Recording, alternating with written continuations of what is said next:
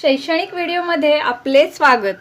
Sudhagad education सोसायटीचे केआ बांठिया माध्यमिक विद्यालय व एन पालीवाला ज्युनियर कॉलेज नवीन पनवेल सादर करीत आहे शैक्षणिक व्हिडिओ। कर पूछा तब उसने सच्ची बात बता दी। देखो बच्चों, उस लड़की ने, उस बड़े बहन ने उनके क्या किया था, आपने जो दाने मिले थे वो खिड़की से बाहर फेंक दिए थे और उन्होंने सोचा था वैसा ही उन्होंने किया। 5 साल बाद राजा ने उसको सभी को बुलाया तब उन्होंने कहा तो देखो मैंने आपको 100 दाने दिए थे गेहूं के, वो कहा है। वो बड़ी वाली बेटी दौड़ के गई और भंडार से दाने लेकर आई और राजा को दे दी। राजा ने पूछा कि वही दाने हैं मैंने अपने 5 साल पूर्व आपको दे दिए थे। तो उन्होंने शुरू से हाँ कहा, लेकिन राजा ने डटाट कर कड़क कर कहा, उनको डांट कर कहा तो उन्होंने उनसे सच बोले कि यह तो नहीं है। राजा ने दूसरे राजकुमारी से पूछा तुम्हारे दाने कहाँ है। दूसरी राजकुमारी अपने संदूक में से मखमल के खोल वाली डिब्बी पर उठा लाई जिसमें उसने गेहूं के दाने सहर कर रखे थे। राजा ने उसे खोलकर देखा, दाने सड़ गए थे। क्यों सड़ गए थे? क्योंकि उसको 5 साल हो गए थे और 5 साल के बाद उन्होंने वो दाने निकाले तो वो सब क्या हो गए थे, सड़ गए थे। तीसरे राजकुमार से कहा तुम क्या किया, तुमने क्या किया उस दाने का। तीसरे ने कहा मैं इसका उत्तर आपको अभी नहीं दूंगी, क्योंकि जवाब पाने के लिए आपको यहाँ से दूर जाना पड़ेगा और मैं वहां आपको कल ले जाऊंगी। देखो बच्चों, उन्होंने अपने तीसरे बेटे को कहा तो तीसरे बेटे ने क्या कहा उसको कि मैं इसका जवाब, सवाल का जवाब आज नहीं दे दूंगी। क्यों नहीं दूंगी? क्योंकि उस सवाल का जवाब देखने के लिए मुझे मेरे साथ आपको आना पड़ेगा। और उन्होंने राजा को कहा कि आप मेरे साथ कल चलिए, आज इसका सवाल मैं आपको नहीं दे दूंगा। और राजा के चौथे और सबसे छोटी राजकुमारी से पूछा। उसने सभी बेपरवाही से जवाब दिया क्योंकि वो बहुत छोटी थी, नटखट थी और उन्होंने क्या कहा, उन्होंने सही तरह से उन्होंने सवाल न दिया। उन दानों को कोई कीमत है पिताजी? उन्होंने क्या कहा देखो कि पिताजी उन दाने को 100 दाने है गेहूं के, बहुत ही दाने आपके पास है, हमारे पास है, तो वो 100 दाने की कुछ कीमत है? तो पिताजी ने क्या कहा देखो बच्चों, वैसे ही तो ढेरों दाने भंडार में पड़े हैं। आप तो जानते हैं न, मुझे गेहूं के भुने दाने बहुत अच्छे लगते हैं, सो मैं उन्हें भुनगा कर खा गए।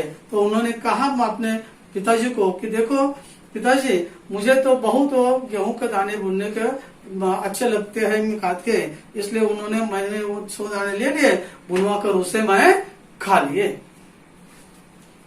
अभी देखो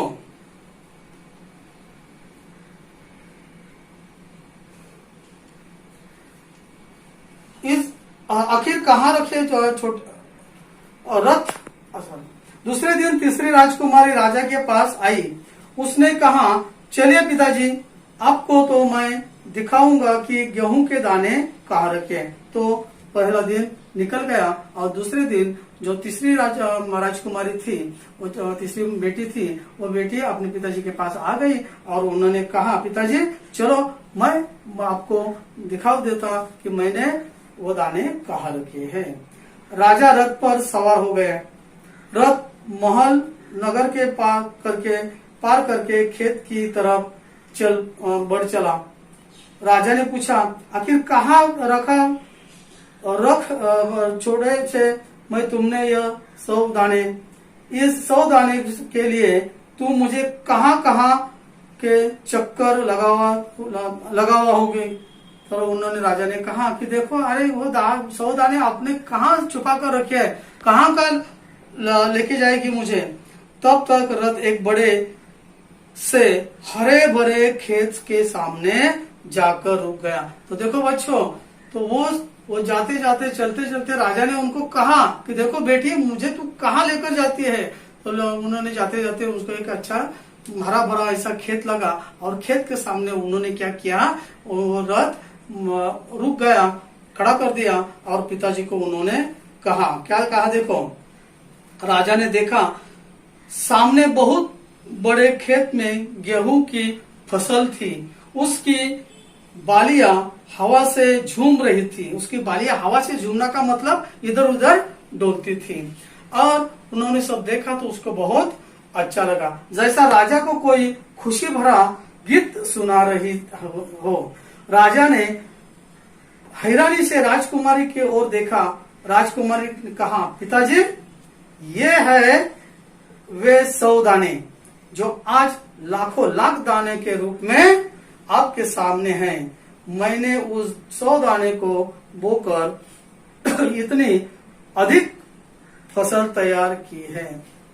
तो राजा उतर गया उस रथ से और उन्होंने देखा तो हरा भरा से देखकर उनको बहुत खुशी हो गई। और उन्होंने उस लड़की को और देखा तो लड़के ने कहा कि देखो पिताजी, आपने जो 100 दाने दिए थे ना, तो 100 दाने का हिसाब मैंने पैदा कर दिए हैं। राजा को बहुत खुश होगा। राजा ने उसको गले लगा लिया और कहा, अब मैं निश्चित हो गया, तुम ही मेरे राज्य की सच्ची उत्तराधिकारी हो। तो इसके बाद राजा ने उनको कहा कि देखो बेटी, तू ही मेरे राजा की सच्ची और अच्छी उत्तराधिकारी है। तो इस तरह बच्चों, राजा ने अगदी बड़े प्यार से उस बेटी को अपने राजा का वारिस कौन, यह सवाल का जवाब हमको मिल गया। तो वारिस कौन है? वो तीसरी वाली लड़की है। उन्होंने देखो बेटो, लेखिका विमा भारती ने कहा है, उत्तम फल प्राप्त करने से उत्तम करने के लिए समय और उनका सदुपयोग करना चाहिए। और ऐसा वो समय का सदुपयोग वो तीसरे बेटे ने किया, इसलिए उनको अच्छा से अच्छा फल मिल गया। कौन सा फल है वो? तो वो राजा की वारिस बन गई। राजा ने उनको वारिस बन ले लिया। तो इस तरह बच्चों, आज हमने अच्छी तरह से जानकारी ली है इस कहानी में कि हमने भी अच्छा काम करने के लिए समय का सदुपयोग करना चाहिए। समय का सदुपयोग करेंगे तो जरूर हमको कुछ न कुछ इसका फल मिलेगा। इसलिए कहा जाता है, कल करे से आज कर, आज करे से अब, यह अपने सीखना चाहिए। धन्यवाद। नमस्कार, मैं विष्णु खंडू देशमुख, सहायक शिक्षक, क्या माठिया माध्यमिक विद्यालय नवीन पनवेल। बच्चों, आज हम कक्षा 8वीं में हिंदी विषय में पाठ 2 वारिस कौन, इसकी जानकारी लेने वाले हैं। वारिस कौन, यह लेखिका विमा रानी ने हमको यह कहानी में बताया है कि वारिस का मतलब क्या। तो वारिस का मतलब वारस, उत्तरदायित्व करने वाला। तो इस पाठ में लेखिका विभा रानी ने हमको बताया है कि हर एक आदमी ने उत्तम फल प्राप्त करने के लिए समय का सदुपयोग करना चाहिए। समय का सदुपयोग करने से हमको हर एक काम अच्छी तरह से होता है। इसलिए हमने अच्छी तरह से अच्छा काम करना चाहिए। विमा भारती ने भी अच्छा काम किया, इसलिए वह सब अच्छा काम करने लगे और अच्छा काम करने से उनको अच्छा फल मिलने लगा। और इसलिए वह भी अपनी वो जानकारी हमने उनको वारिस कौन इस पाठ में हमको बताया है। वारिस कौन इस पाठ में लेखिका जो कहती है कि जो वारिस होता है वो अपना उत्तरदायित्व करने वाला होता है। इसलिए हमको इस पाठ की पहले जानकारी ले लेंगे और जानकारी पहले से हम उनको पठन करेंगे और एक एक पैसेज का जानकारी हमको दे देंगे। देखो बच्चों, वारिस कौन पार्ट 2। इस एक राजा था, उसको 4 बेटियां थी। राजा ने सोचा कि उस 4 में से जो सबसे बुद्धिमान होगी उसे ही अपना राजपाट सौंपेंगे। इसका फैसला कैसे हो वो सोचने लगा। अंत में उसे एक उपाय सूझ गया। सूझना का मतलब क्या, उनके ख्याल में आ गया। देखो बच्चों, इस कहानी में उन्होंने शुरू से बताया है आपको कि एक राजा था, उस राजा को 4 बेटियां थी और वे 4 से सबसे बुद्धिमान हो उसे वो राजपाट देने वाला था।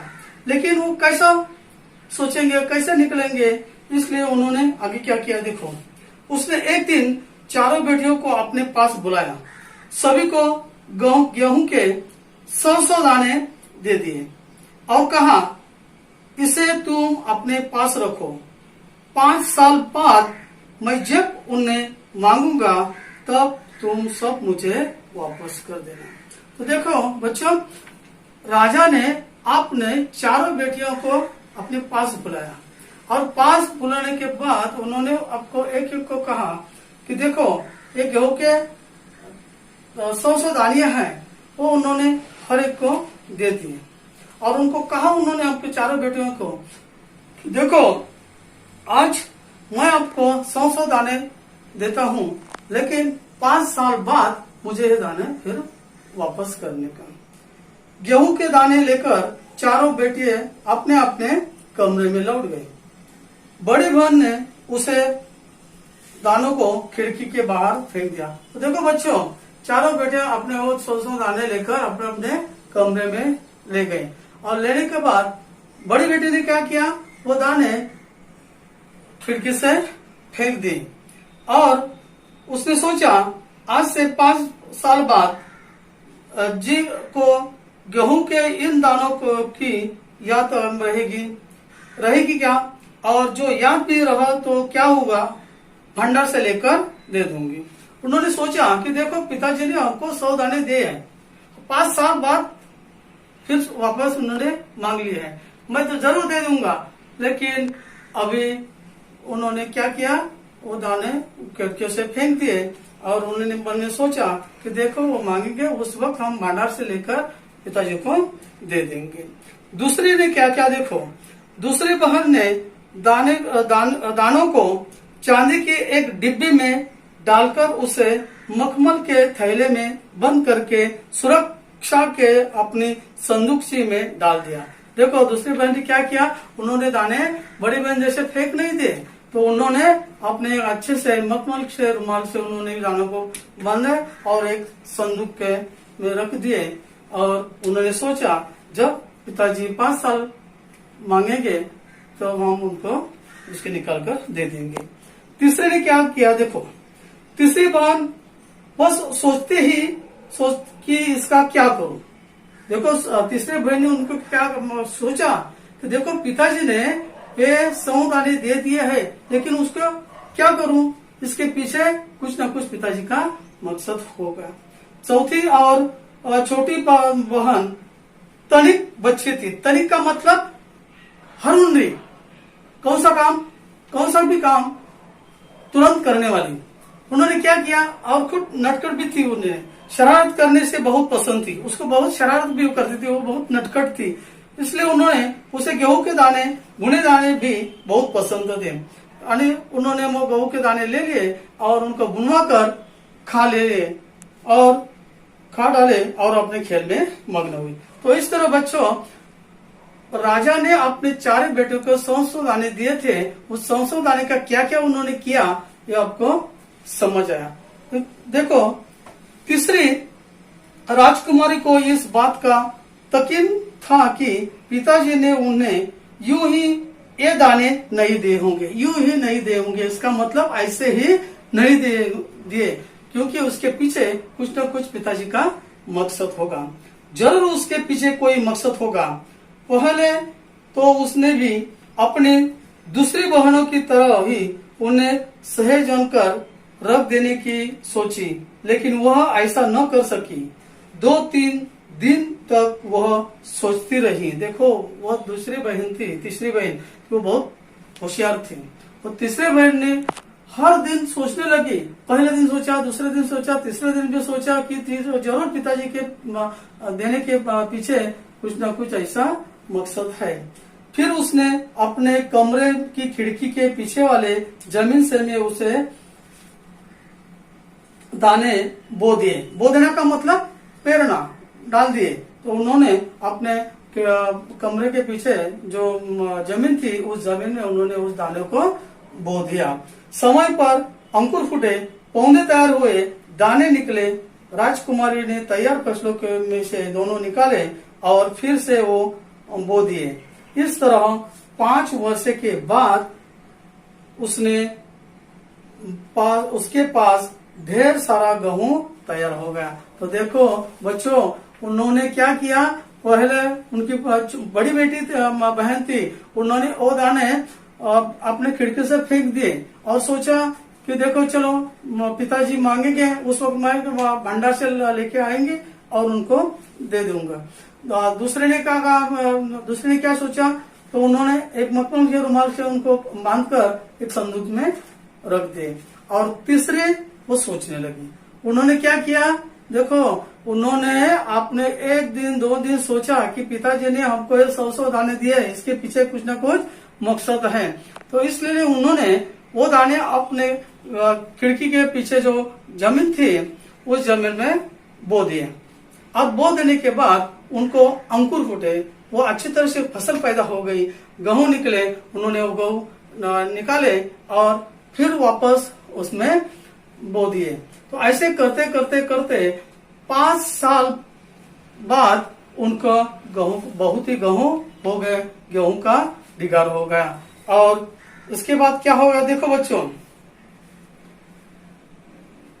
समय पर अंकुर फूटे, पौधे तैयार हुए, दाने निकले। राजकुमारी ने तैयार फसल में से दाने निकाले और फिर से बो दिए। इस तरह 5 वर्ष के बाद उसने पास बहुत गेहूं हो गए। 5 साल बाद राजा ने फिर चारों बहनों को बुलाया और देखो ऐसे करते करते करते 5 साल बीत गए, निकल गए। और निकलने के बाद उन्होंने उनके जो पिताजी ने, राजा ने उनको फिर वापस चारों बेटियों को बुला दिया और कहा, आज से 5 साल पहले मैंने तुम चारों को गेहूं से 100 दाने दिए थे और कहा था कि 5 साल बाद मुझे वापस करना। कहाँ है वे दाने? तो उन्होंने कहा उनको कि देखो अभी मैं उसको आपको वापस बुलाया है। क्यों बुलाया? क्योंकि मैंने आपको 5 साल पूर्व 100 गेहूं के दाने दिए थे। वो कहाँ है? तो देखो और कहा था कि 5 साल बाद मुझे वापस करना। वो कहाँ है दाने? बड़ी राजकुमारी भंडार घर जाकर गेहूं के दाने ले आई और राजा को दे दिए। देखो बड़ी बहन थी, वो गई दौड़ते दौड़ते भंडार में और गेहूं के दाने लेके आई और अपने पिताजी को उन्होंने दे दिया। राजा ने पूछा, क्या ये वही दाने हैं जो मैंने तुम्हें दिए थे? ऐसा उन्होंने राजा ने उसके बड़े बहन को, बेटी को पूछा। पहले तो राजकुमारी ने कहा, हाँ कहा दिया, मगर राजा ने फिर कड़क कर पूछा, तब उसने सच्ची बात बता दी। देखो बच्चों, आपले हक्काचे मराठी चॅनल रायगड ओवी न्यूज चॅनल, सदैव आपल्यासोबत रायगड ओवी न्यूज चॅनल नेहमी पाहत रहा, लाईक करा, सबस्क्राईब करा आणि बेल आयकॉनवर क्लिक करायला विसरू नका।